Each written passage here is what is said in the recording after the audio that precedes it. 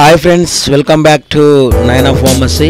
ఈరోజు మన వీడియోలో సిప్లాడిన్ పౌడర్ గురించి అయితే తెలుసుకోబోతున్నాం ఫ్రెండ్స్. సిప్లాడిన్ పౌడర్ యొక్క కాంపోజిషన్, యూజెస్, సైడ్ ఎఫెక్ట్స్ గురించి అయితే ఈ వీడియోలో మనం పూర్తిగా తెలుసుకోబోతున్నాం. ఫస్ట్ టైం మీరు నా ఛానల్ చూస్తున్నట్లయితే ఈ వీడియో పూర్తిగా చూసిన తర్వాత మీకు యూజ్ఫుల్ అనిపిస్తే లైక్ చేయండి, సబ్స్క్రైబ్ చేసుకోండి. మీ నుంచి నేను కోరుకునేది ఒక లైక్, ఒక సబ్స్క్రైబ్ మాత్రమే. వీడియోలోకి వెళ్ళిపోదాం. సిప్లాడిన్ పౌడరు 10 గ్రామ్స్కి గాను ₹81.85 ఎంఆర్పి అయితే ఉంటుంది. ఎంఆర్పి అనేది ఫ్యూచర్లో పెరగవచ్చు, తగ్గొచ్చు. దీనిని సిప్లా వాళ్ళు మార్కెటింగ్ చేయడం జరుగుతుంది. ఈ పౌడర్ యొక్క కాంపోజిషన్ కనుక మనం చూసుకున్నట్లయితే ఇందులో పొవిడాన్ అయోడిన్ అనేది 5% వెయిట్ బై వెయిట్ అయితే ఉంటుంది. ఇప్పుడు ఈ పౌడర్ యొక్క యూజెస్ చూద్దాం.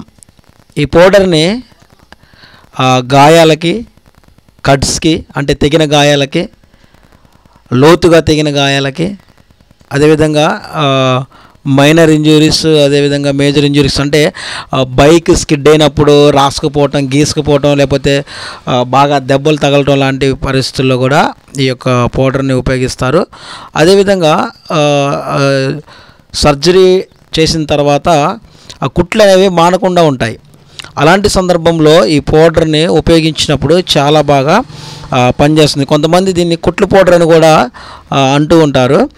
అలాంటి సందర్భంలో కుట్లకైతే చాలా బాగా అద్భుతంగా ఇది పనిచేస్తుంది. ఇది ఒక యాంటీసెప్టిక్ పౌడర్, చాలా అద్భుతంగా పనిచేస్తుంది. ఎలాంటి గాయమైన ఈ యొక్క పౌడర్ని యూజ్ చేయడం వల్ల అద్భుతంగా పనిచేయడం జరుగుతుంది. ఇంకా స్కిన్ ఇన్ఫెక్షన్స్, ఏదన్నా కాలినప్పుడు ఆ కాలిన గాయాలు, పుండు మానకపోవటం, రసిలు గారటం లాంటిది, ఆ చుట్టుపక్కల నీరు లాంటిది వస్తూ ఉంటుంది. అలాంటి సందర్భంలో కూడా ఈ యొక్క పౌడర్ని ఉపయోగిస్తారు. ఎలాంటి స్కిన్ ఇన్ఫెక్షన్ అయినా, లేకపోతే ఏదైనా గాయమైనప్పుడు కానీ, తర్వాత దురద వచ్చినప్పుడు కానీ ఆ స్కిన్ అనేది డ్యామేజ్ అవుతూ ఉంటుంది. అలాంటి సందర్భంలో కూడా ఈ పౌడర్ని ఉపయోగించడం అయితే జరుగుతుంది. కానీ అద్భుతంగా పనిచేస్తుంది. కుట్లకైతే అద్భుతంగా పనిచేస్తూ ఉంటుంది.